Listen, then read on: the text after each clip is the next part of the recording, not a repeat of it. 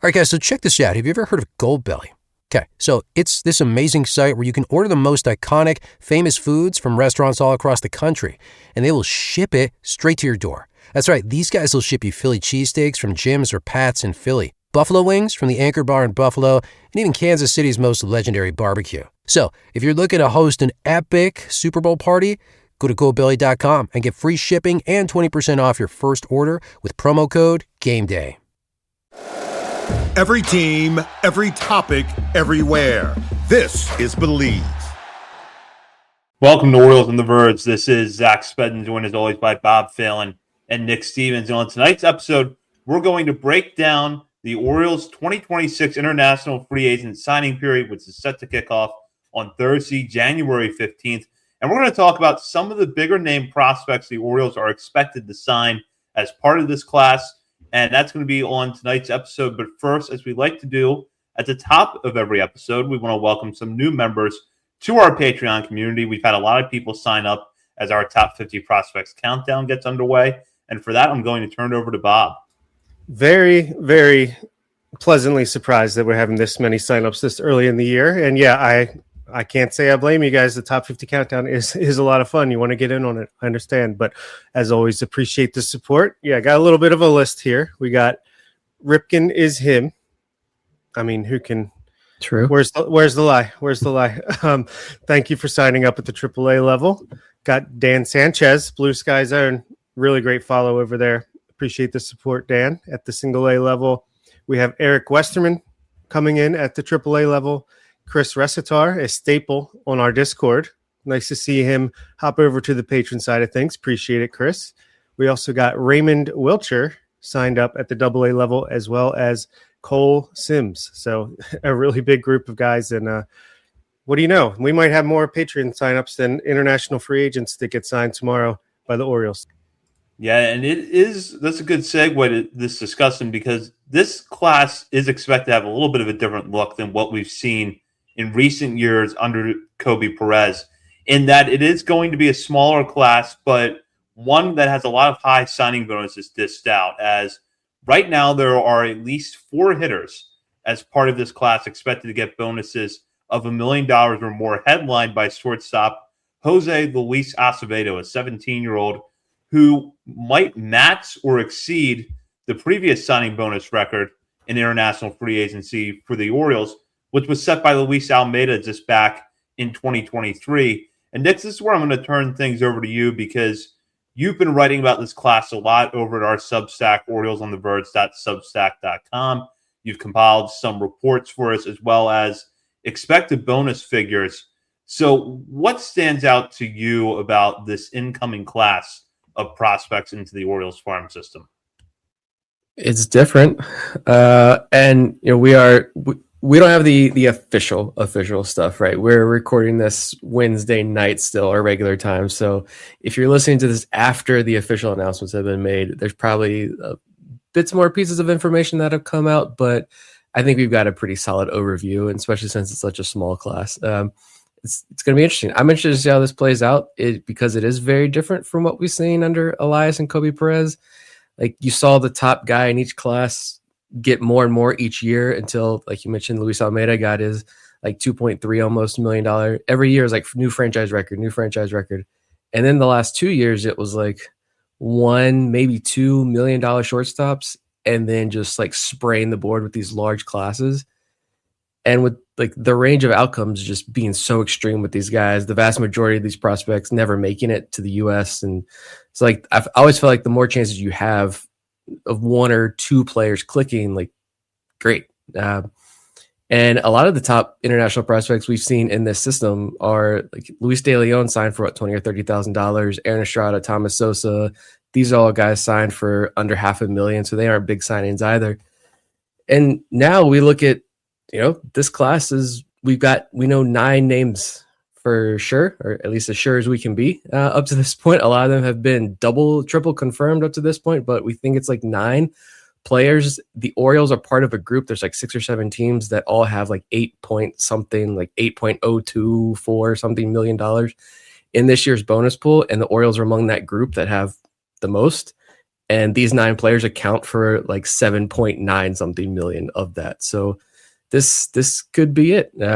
It's interesting to see a different strategy. I don't know if we can't say for a couple of years if it's better, but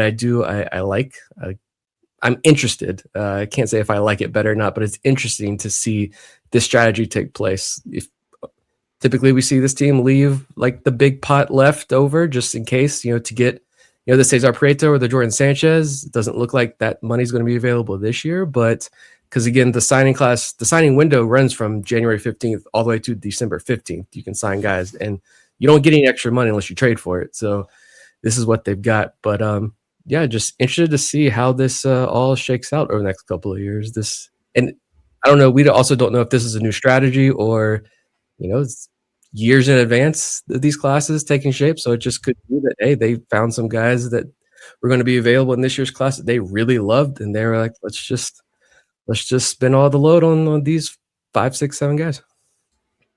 Yeah, it's fascinating. And Simkin has a pretty good point in the chat, in the comments. Hard to believe they'll have 2 Dominican Summer League teams this year, even with holdovers, unless he's missing something. And yeah, maybe that's what they want to do, downsize. Maybe there's, who knows, the analytically, they feel like they can get more development with 1 team versus 2. Who knows? But yeah, it's interesting because, yeah, we're used to the Aaron Estradas who signed for, I don't believe he signed for nothing, but it's not like he signed for $500,000 plus, and you see them kind of break out, and you still see that on the pitching side throughout all of baseball. That's why I think the Orioles, as we'll get to, signing the top pitcher who barely cracks the top 100 biggest bonuses that are being handed out. So it's easier for pitching, and I think a lot of it is the Rule 5 and the rules behind that, and you only have so long before you have to make a decision on that. But this just kind of proves to me that this is such a long game. Elias and company, Kobe Perez, have been here putting in this work since 2019. It's now 2026, and this is the first time where it's like, oh, wow, okay. Every year I feel like we've arrived. We've officially arrived now in the international scene. And then this year it's like, oh my God, we're signing 5 top 100 players, 4 $1+ million bonuses. I don't know how closely like the recruitment of these guys are tied to when they decided or when they announced the new academy down in the Dominican. And maybe if that had something to do with it, maybe you're seeing the benefits of that. Not exactly sure, but it's interesting. It's certainly interesting. I'm excited to get into these guys.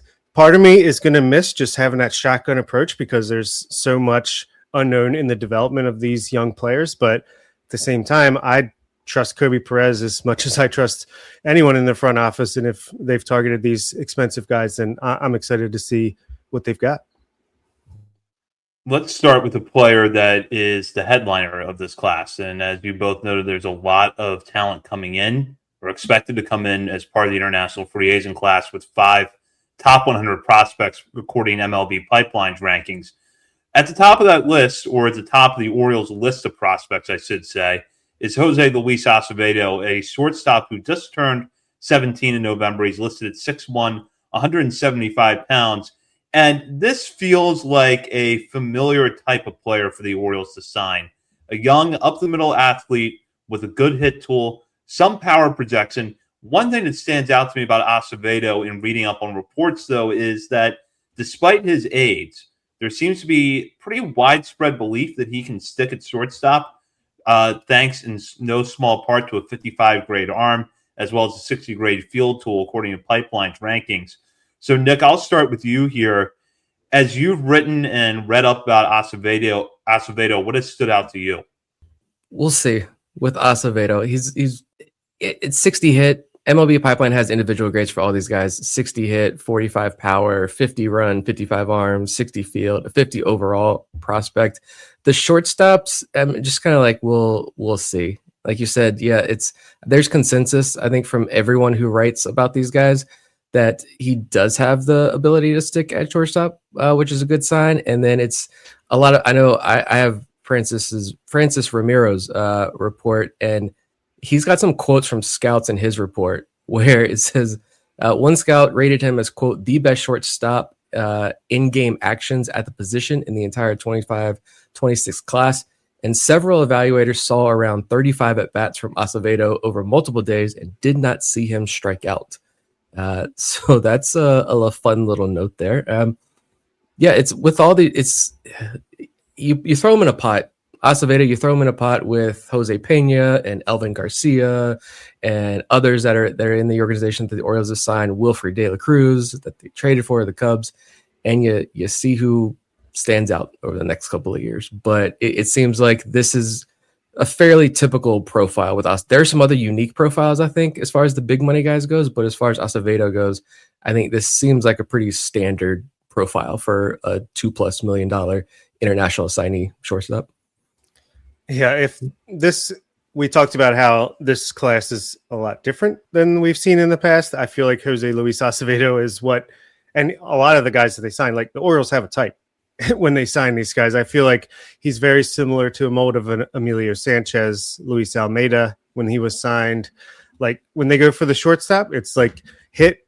You can see the power potential come in later, potentially Jose Pena, and they usually feel like they can stick at shortstop when we're reading these reports.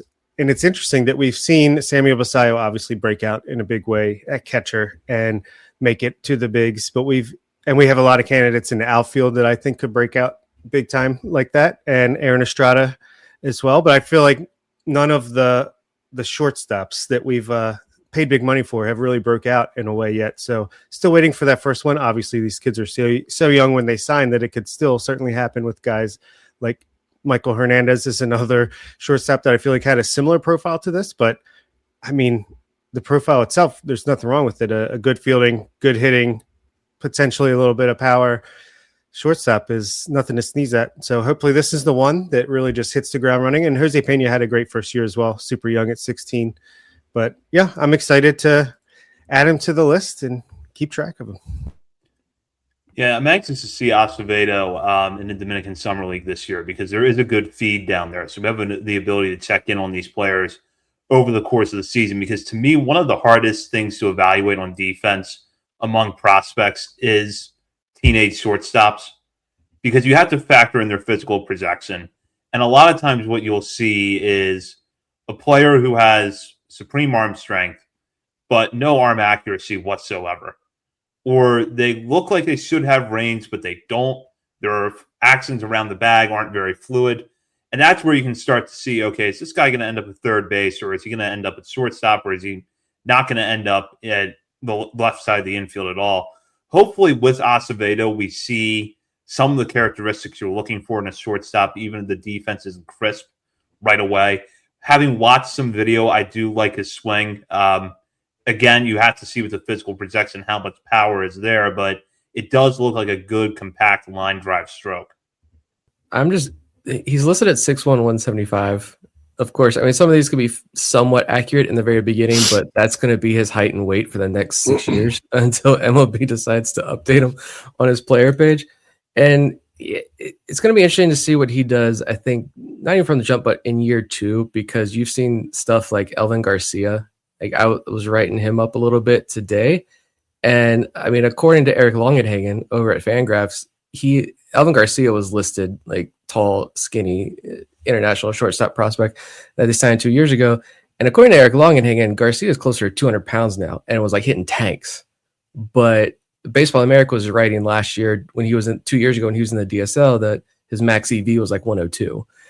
So clearly also like a lot is going to change with these guys. And if it's the top guy in the class, someone like this, I think that's someone that the organization is fairly confident in projecting that you could see a pretty huge physical developmental gains as well pretty quickly. So, I mean, how about Anderson De Los Santos, who I feel like was a fringe shortstop capable when signed? Then it was like third base. Now it's like he's big for a first baseman.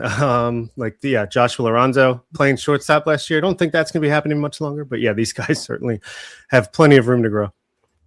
I do want to focus on the other hitters in this class, but I want to go actually to the pitcher that is headlining this group, and that's Andrew Hidalgo, a left-hander who's 16 years old, will turn 17 in March, is the top pitching prospect in the class according to Pipeline. Several other national outlets have given him good write-ups as well. Now, if you look up the height weight listings for Hidalgo, you're going to find some different information out there, but we can safely guess that he's 6'4", 6'5", about 180 pounds.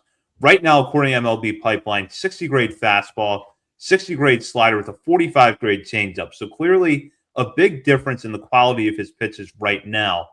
But the changeup sometimes is the last pitch to come along.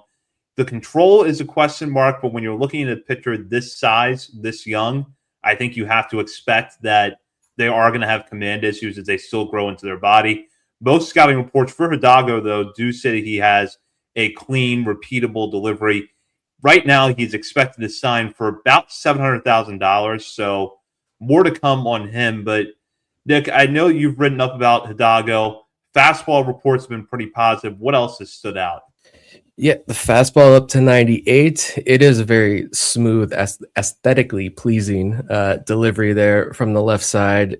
It's some of the reports suggest that he could be a major league starter. He's got that projection, but then there's also it's the control. I think has been the big kind of red flag so far. And he's a 16-year-old kid who's 6'4", 6'5". He's going to grow a ton still, but I think it's that control that MLB Pipeline's report, I think, said kind of wavers from start to start.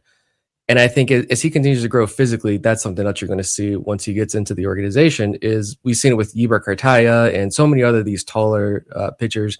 And I make this point over and over again because I think it's very important to realize that he could have a 13, 14% walk rate this year. But if he's also striking out 28, 29, 30% of guys in the DSL as a 17-year-old, like that's going to be phenomenal. It's just like, and we'll be able to watch him. So like that will give better context there. We'll be able to see like, okay, is the fastball like just missing? Is he trying to hit up in the zone and the fastball is like just missing by a couple inches? Because we've got the TrackMan or whatever they use. We've got it so you can see the exact pitch locations there on the screen. Are the sliders just missing, or the changeups just missing, or is it just like wild control? Pretty important context there, where even if it's a 13, 14% walk rate, you can tell. And when you're watching those feeds on the YouTube, like you can tell who's just throwing and who's actually pitching fairly easily. But yeah, it's as far as like young international arms go, the Orioles hit the jackpot here. Like this is the range of outcomes is so extreme. There's so much physical development ahead of him. The injury risk is there, obviously, because he's a pitcher. It's not because he's 16, hit the upper 90s already. It's because he's a pitcher, full stop. That's it. But this could be the final time we ever talk about him on the show because nothing comes to fruition. But the Orioles, I don't think, have ever signed an international arm like this before. Luis De Leon has become a top 100 prospect, but no one saw that coming from Luis De Leon. This is a guy who already from the jump is the massive frame and a full arsenal and the velo and everything, and from the left side. And it also, like, every time I've written about Hidalgo, or we're like, all right, we're going to talk about the international class, to see the Orioles sign the top pitcher in the class is mind blowing. But I keep going back to when we had John Miolio on last time, and we've joked about this before. Like, what if the Orioles shock everybody and take a pitcher in the first round? These two has nothing to do with each other. But now I'm like, the Orioles signed Pete Alonso this offseason. Look at what they've done, the trades they've made this offseason. And now they're out here throwing $700,000 to a 16-year-old pitcher, which is uber risky. I don't know. Are they going to draft Cameron Flukie or Liam Peterson in the first round of the 2026 MLB draft? Like, potentially, like this could just be a whole nother sign that these are not the Orioles that even we were talking about when we started the show 5 years ago. That's a pretty good point. Yeah. I want to say Espan Mejia might have been the highest they paid for a pitcher before this, and it's at least less than half of what Hidalgo's going to be getting, around 700,000. Remember Yaki Mondesir? We were kind of excited about him. Has he ever pitched for the Orioles? I don't think so. These things can happen. Pitchers at any age, any way you get them, there's a huge gamble there, a huge risk. But especially when you're getting guys that are 16, been pitching for 4 or 5 years competitively, touching 98 from the left side, like Man, if Esteban Mejia in 2 years can grow from signing day to what he did last season, and hopefully what he continues to develop into this coming season, I'm super. This will certainly be the most excited I've been for one of these international pitchers, and obviously that's the case. But it's just tantalizing to think about number 80 on Baseball America's Top 100 signing bonuses, and he's the top pitcher. Yeah, it's a different day. Can't wait. Look, I don't want to fast forward because who knows if the Earth will even still be here. But the long game for these guys, it's kind of hard to wait for sometimes. But that's why when you get these consistent good groups coming in, it helps offset a little bit. Yeah, and with Hidalgo, you're definitely looking at the long game, and this is why I think some organizations have adapted the trend. And we saw the Orioles do this with Andy Fabian a couple of years ago, of waiting until players get into their later teens or early 20s to sign them to a professional contract. But there's reason to dream on Hidalgo because of the stuff, the way that it looks right now, the physical projection, the potential to add a few ticks to the fastball. And I just looked it up. Most sources have Esteban Mejia's signing bonus as either 150 or 175,000. So well below what Hidalgo is expected to get. And then Luis De Leon, who Nick just mentioned a moment ago, I think he got 30,000 when he signed. Yeah. So in terms of pitchers, the Orioles definitely are entering into unprecedented territory for the franchise. I can't. Again, we don't have the full official list that'll come out tomorrow morning. But if Hidalgo is the only pitcher, first of all, I can't wait for they only signed one pitcher. Where's the pitching? Comments that will ensue all day long. But also a reminder that you guys correct me if I'm wrong. I don't know the exact ruling here. Actually, I know there's a limit to the number of minor leaguers you can have in your system in total, but I believe Dominican Summer League prospects don't count towards that limit, if I remember correctly. And so that's why, the Orioles have two teams. They've stockpiled them. Even though this is a small class, like I could still see them adding like 10 to 15 pitchers potentially between now and July and August. And because anyone you sign below 10 grand doesn't count against your bonus pool either. So two other little rules there. So the Orioles are probably going to sign a ton more pitchers, and they're going to be like the Andy Fabian types, like you just mentioned. They're going to be 19, 20-year-old kids, not kids at that point, but they're going to be 19, 20 years old and spending, 2 months in the DSL, and then we'll see them in the FCL next year because they're a little bit older, a little bit more advanced. The injury risk isn't maybe quite as high. It's still very high, but still. So yeah, if you're like, where's the pitching tomorrow and Hidalgo's it, like there will be, I guarantee you, plenty more pitching that gets signed. Are you doing the prohibitive strike against the comments that come in on X about there's only one pitcher and there's 7 catchers? Don't they know they have Adley Rutschman? Every international prospect is a shortstop or a center fielder, but it never fails. People freak out every single year.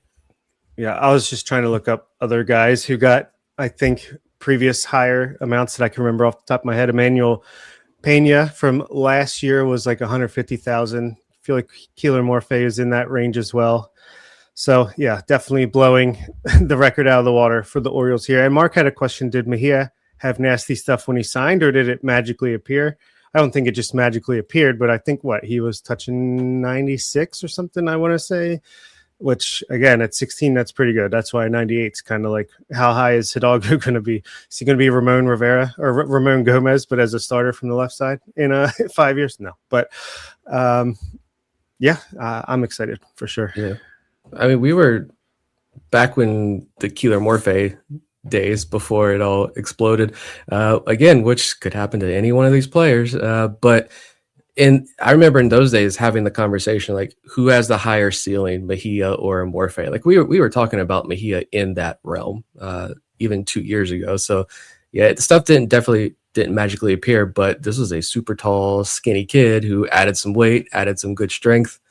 The floor was already there with his stuff. And again, credit to this Orioles pitching developing another gem down there. All right, guys, so check this out. Have you ever heard of Goldbelly?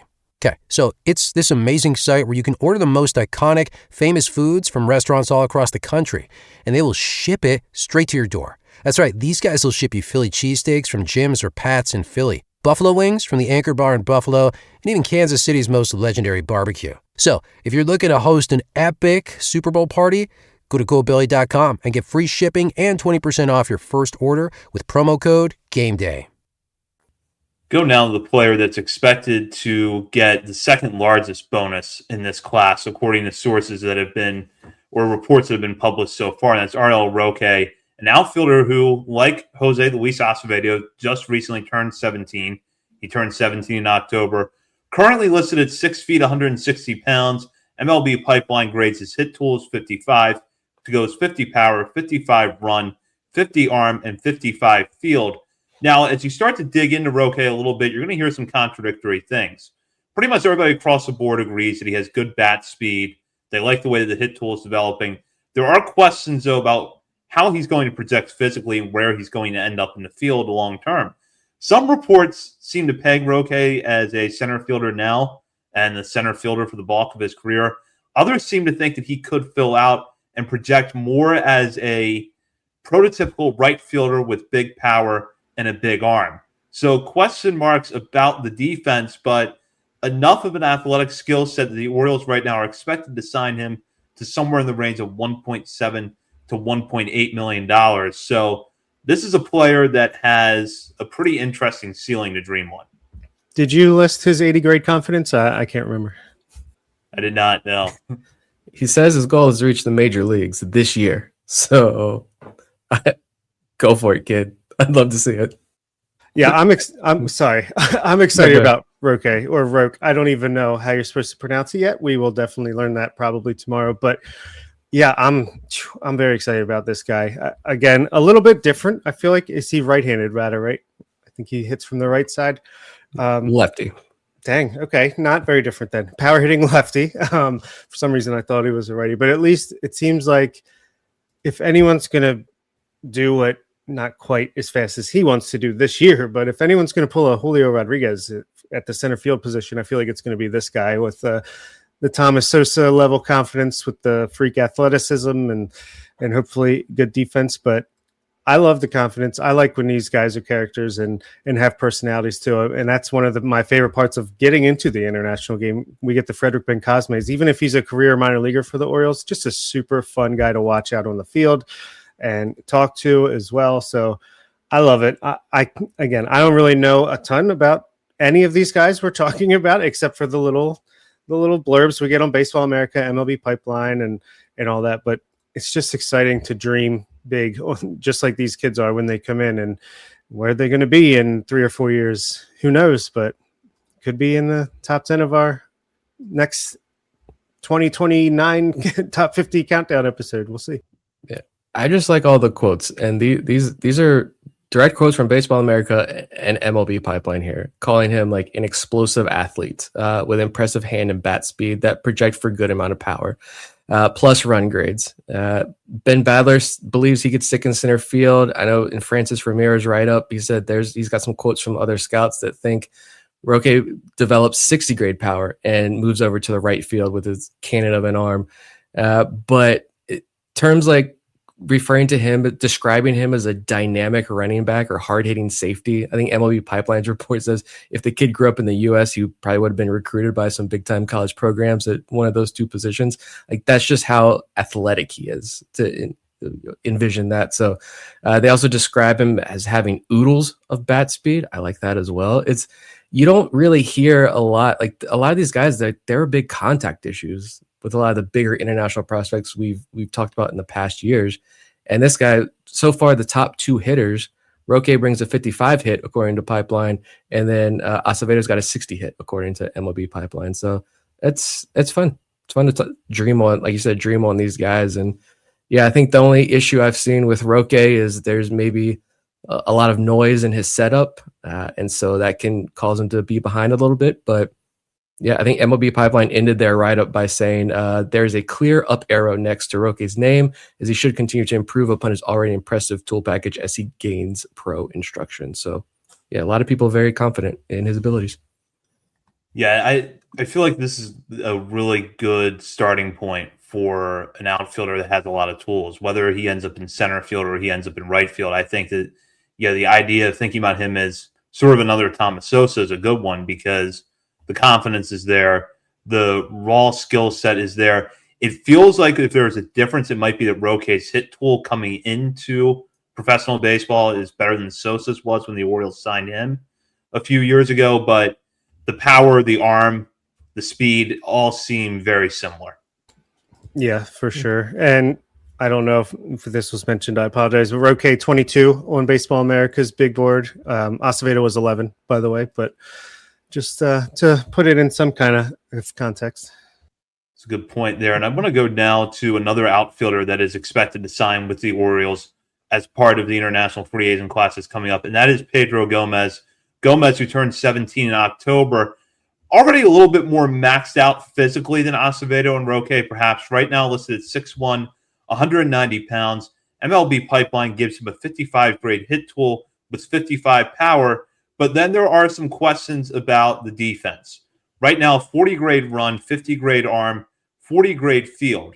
So Gomez, an outfielder, looks like he may eventually have to end up at first base, though. Nevertheless, interesting bat, good hit tool with good raw power. He's expected to sign right now for a bonus of $1.2 million. Nick, I know you've dug into Gomez's background for a little bit. I think he actually has spent some time in the U.S. Based on what we know. So, based on at least the scouting reports, seems like an interesting prospect and one that I feel like we're going to be learning a lot more about when this becomes official. Yeah, this is a guy that I feel like is very different from what we've seen with somebody like right-handed outfielder, right-handed hitter with the 55 power, which is awesome. So yeah, like you said, he's already a big kid, but it's like that 55 hit grade. That's fun to see, though. It's like if you compare him to some other guys, Thomas Sosa, he's 40 or 45 hit. Jordan Sanchez, I think, is the same. He's 40 or 45. Steven Martinez has a 30 hit grade on Baseball America. And so to see a guy like Gomez come in with a 55 hit on top of his 55 power, like, yeah, it doesn't appear to be much defensive value here with Gomez. Seems like he's going to be first base, maybe right fielder type player. But if he's got that juice and he's got that power and that hit tool, like that's a fun combination there. And yeah, I don't know. It seems like there is he spends a lot of time in Pennsylvania, so there seems to be some sort of connection there. That's the one that I'm interested in hearing and learning more about on Thursday and over the next couple of days. Hopefully somebody that's in there on the press conference ask about that, or Kobe Perez or Michael Elias offers up that information on Thursday. But that is just a little interesting note there I found there with Gomez. Yeah, I love the attention to the hit tool in this class of guys coming in. I like that quite a bit. And I can't, every single time I've seen his name listed out, I just think of the ESPN football reporter, Pedro Gomez, without fail. But just another, get these bats in there. I think that's going to be, obviously defense is important, but I feel like when you're getting these kids so young, as long as they can hit, I feel like you can maybe develop them to at least be able to stand at first base and play scoops and balls and get that bat in the lineup. And at worst case, like we saw with Wilfred De La Cruz when it came to the Cubs, and Vivek mentioned in the chat earlier, you can use these guys as trade pieces as well. It's not just looking for a place on the Orioles in 5 or 6 years. The $1.25 million price tag, like when I combine that with those scouting grids there, that's what gets me like super excited about Gomez. And it's like, yeah, I don't know if the Orioles have signed like this type of player in the last couple of years.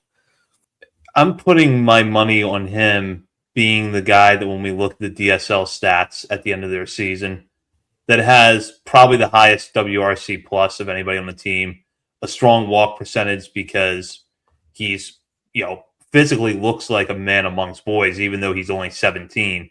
And maybe not a lot of home run power yet, but definitely extra base hit power.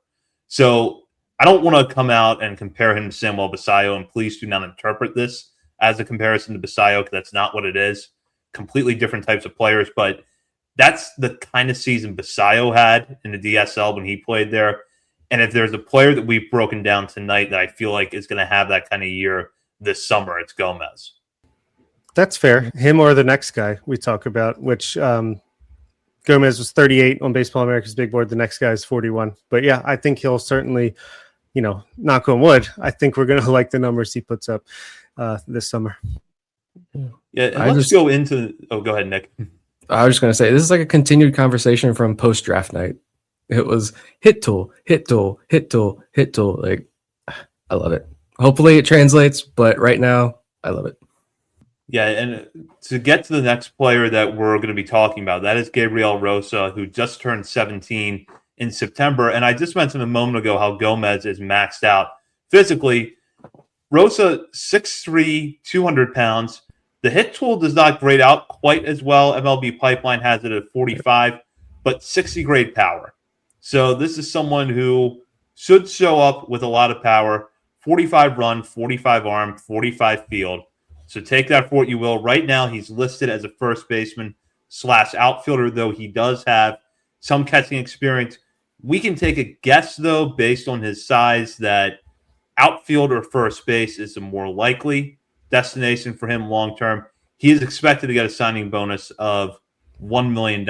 And Nick, I want to start with you here. I have to admit, I did not know a whole lot about him until you wrote about him on Substack recently. There's some interesting comps already flying around about that. Oh, yeah. Who was it? Who did they comp him to? It's Rosario, right? Not Rosa. Yeah, Rosario. Was Rosario. He the Edwin? Was he the Rosario. Edwin? Apologies. Yep. It's okay. Was he the Edwin Encarnacion comp that I Yes. had in that? Yes. Okay. So yeah, I don't know if it was MLB Pipeline or Baseball America. I think it was MLB Pipeline comped him to Edwin Encarnacion, which I mean could be fun. But yeah, I just mentioned hit tool, 45 grade hit tool for Rosario. But still, actually, so MLB Pipeline, they give him the 45 hit. Baseball America had a quote because they updated their big board and their blurb. Their blurb actually is more bullish, saying Rosario has, quote, one of the better hit power blends in the entire class. So maybe some discrepancies there with the hit tool. We'll see. But they also think that his hitting ability is what will drive his value. So wait and see. Is it 45? Is it closer to 50? Maybe even 55? Interested to know what the Orioles scouts put that at. But yeah, it seems like he started catching at an early age, and then he's played third. He's played corner outfield spots. So yeah, just interested, I guess, to see what the hit tool actually looks like, see how much contact he's making in the DSL, and then see where the Orioles play him defensively this year. Yeah, what I like about him, and this is my favorite quote from the Baseball America blurb, is while Rosario can launch balls a long way, it's his pure hitting ability that stands out. He has a patient approach, draws plenty of walks to get on base, and doesn't have to sell out in his swing to generate that power. So again, he's going to probably have a nice walk rate. Strikeouts, we'll see. But I just like that, yeah, maybe at the point in time whenever Pipeline or whoever the Pipeline talked to, maybe it was a little bit in the past because these guys can develop pretty quickly. Baseball America seems to be more bullish on the raw hit tool, and I like that it's easy to get to power. He doesn't have to swing for the fences. It just kind of goes that way. Yeah, I like it. I like the approach, and maybe it sounds like he has a better chance to stick defensively at a position than Gomez does. Yeah, you have to like already hearing about this raw power from the left side with Rosario. I'm really curious to see how that translates into gameplay, but universally, the reports that I read about him all vouched for the power. So it seems like if the hit tool has developed a little bit more, even in the last year, the Orioles could have a good find here. $4 million plus bets. See who sticks out. I think one of these guys this is like the first sign every year of like baseball is actually back. I think in my mind, because football is pretty much over at this point. I think for all of us at least, football is definitely over. My season's been over a lot longer than y'all, so I hope you enjoyed the extra couple of weeks. But yeah, this is like that first sign of like, oh, we got new players entering the organization tomorrow morning, and like we're hitting the ground running pretty quickly here. Yeah, it'll be this. This is always, at least since they switched to the January start date, it's the day before my birthday, and then it's early arrivals to spring that we won't really hear much about other than maybe behind the scenes, but players are starting to show up at the complex and get things going, especially with the WBC this year, starting a little bit earlier. So let's go. I'm already sick of January. Let's get it over with. Agreed. And we should note that this is not an exhaustive list of the players that the Orioles are expected to sign. As Nick has written about it over our Substack, there are a few players already expected to receive bonuses in the hundreds of thousands of dollars.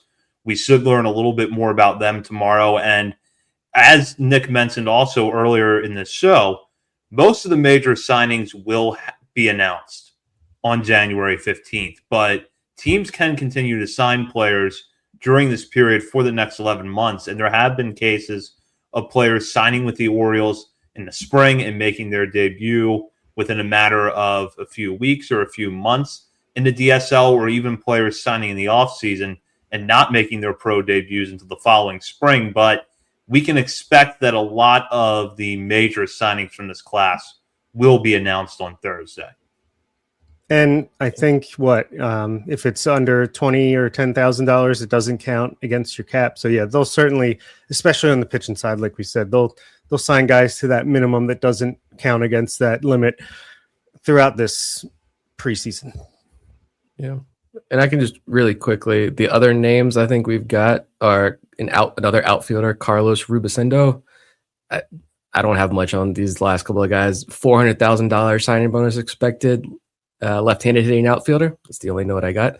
It's like, I can't remember the pitcher last year. I think my note was just, he's tall. That's how it is for Rubicendo. He hits left-handed. Josh D. Castillo. He bats left but throws right. Another outfielder, supposed to get $375K. I've only seen a couple of batting practice videos. I was trying to look. If you look at his Instagram, he's got a bunch of BP videos.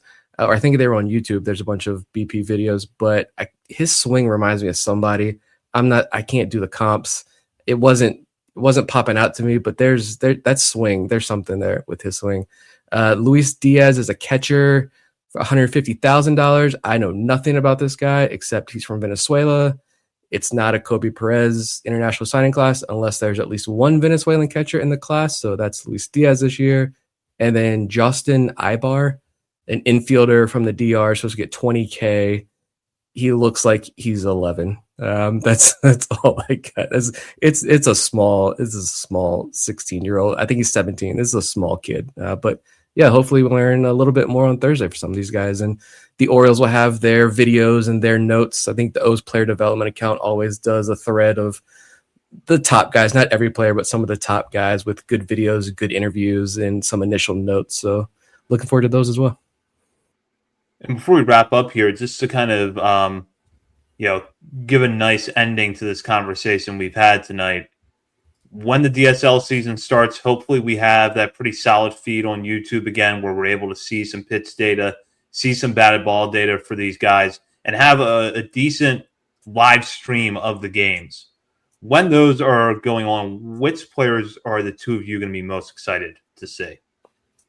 All of them, but all right. If I got to pick, it's Hidalgo. I like the numbers that they put up, the little Statcast type of thing, and Hidalgo. Let's see if he can touch triple digits this year.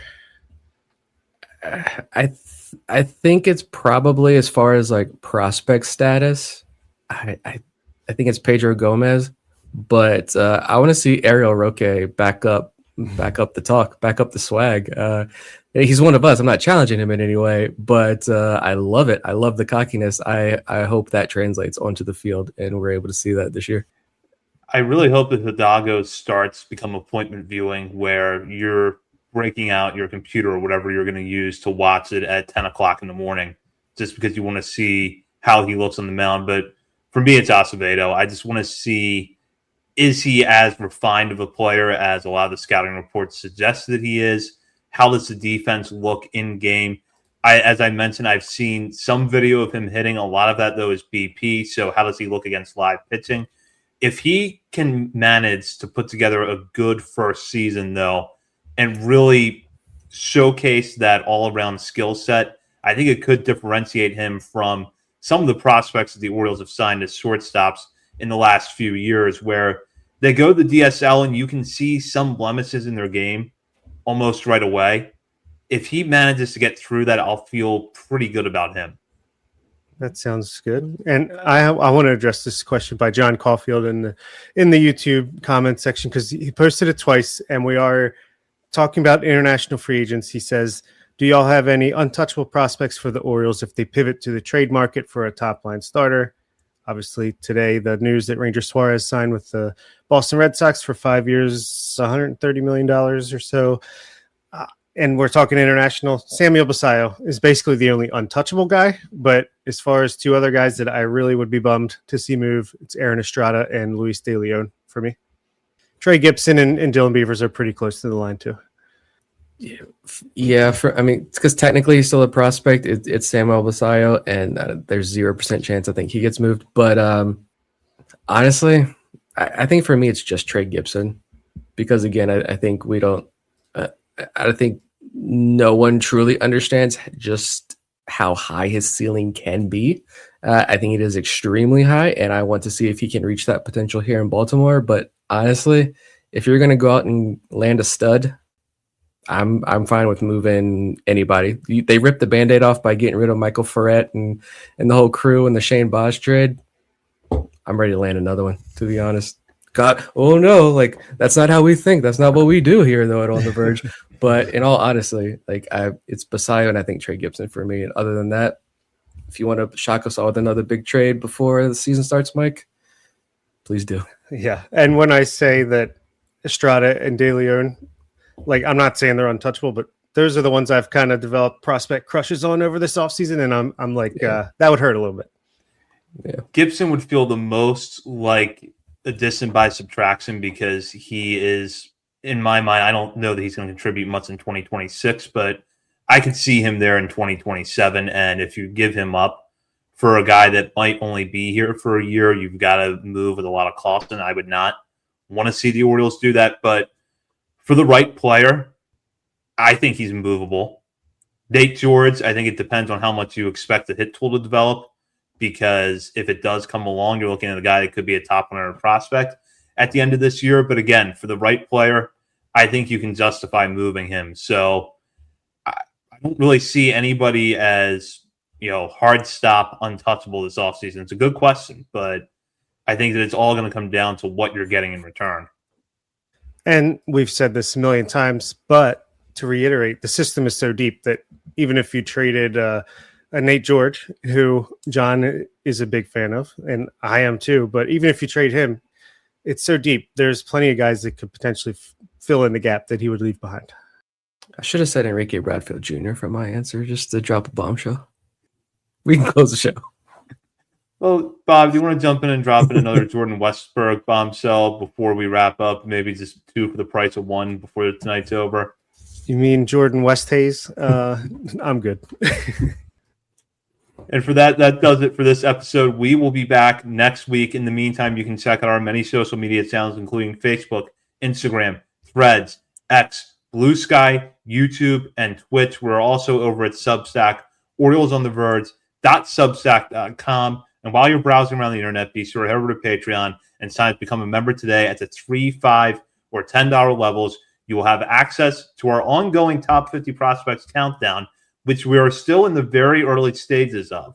So it is definitely worth getting in if you're not a patron already, having access to that countdown, as well as patron-exclusive channels in our Discord, and access to bonus weekly coverage throughout the season, as well as monthly updates to our Top 50 Prospects list from Bob, Nick, and myself. So be sure to check that out at Patreon. And if you're looking for up-to-date coverage on Thursday, be sure to check out our socials as well for the international free agent class.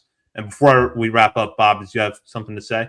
I was just going to say, if you haven't checked out our Orioles Jeopardy that we did last night live on YouTube with the guests of Locked On Orioles, Connor Newcomb, we had the Baltimore Banners, Paul Mancano, and hosted by the lovely patron and host, one of the co-hosts of the Warehouse Pod, Eli. So check it out. I thought it was a good time. Yeah, it was a lot of fun. So definitely check that out on our podcast feed or on YouTube.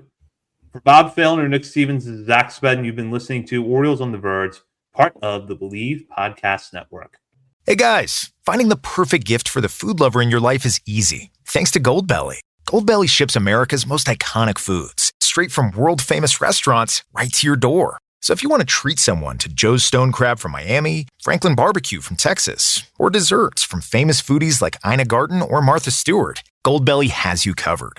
Just go to goldbelly.com and for a limited time, get 20% off your first order with promo code GIFT. That's promo code GIFT.